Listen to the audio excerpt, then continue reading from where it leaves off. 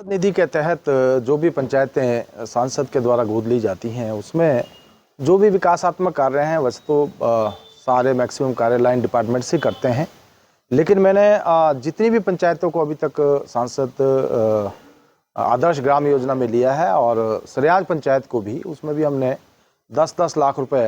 विभिन्न कार्यों के लिए जो वहाँ से उन्होंने शेल्फ डाला है, कन्वर्जेंस के माध्यम से उसको करने के लिए दिए हैं।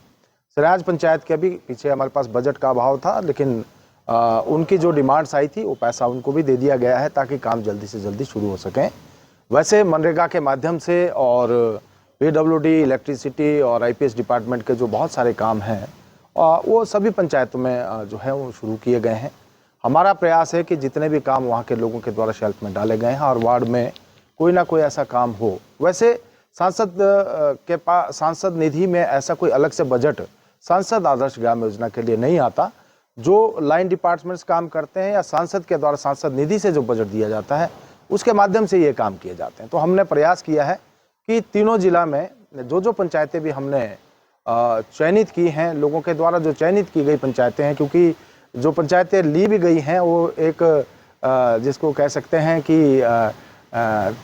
उनका पर्ची सिस्टम से आती हैं, और जो हमने पंचायतें ली हैं उन पंचायतों को हमने प्रयास किया है कि सभी को कुछ ना कुछ बजट दिया जाए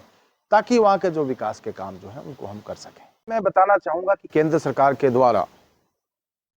जो भी लोगों के घर क्षतिग्रस्त हुए थे उसके लिए 11,000 के करीब घर स्वीकृत किए थे, जिसमें से 9,511 घर ऑलरेडी जो हैं हिमाचल प्रदेश को मिल चुके हैं और बाकी भी जो घर हैं वो जल्दी मिल जाएंगे। प्रयास ये है कि जिन लोगों के घरों को क्षति हुई है उसको उन लोगों को लाभ पहुंचाया जाए। मैं केंद्र सरकार का धन्यवाद करता हूं कि 5,000 अतिरिक्त घर हिमाचल प्रदेश को इस बार इस आपदा के समय में मिले हैं। बाकी मैं ये भी कहना चाहूँगा कि जो प्रदेश सरकार के द्वारा आपदा पैकेज घोषित किया गया है उसमें भी जो केंद्र सरकार ने एनडीआरएफ के तहत पैसा दिया है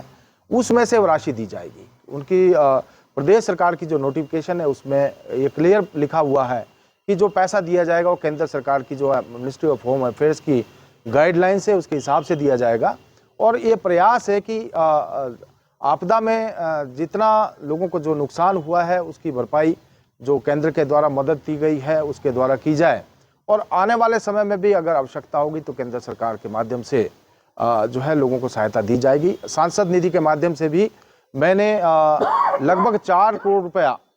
पिछले कोई 1-1.5 महीने में तीनों जिला के लिए आवंटित किया है, जिसमें हर विधानसभा क्षेत्र के लिए हमने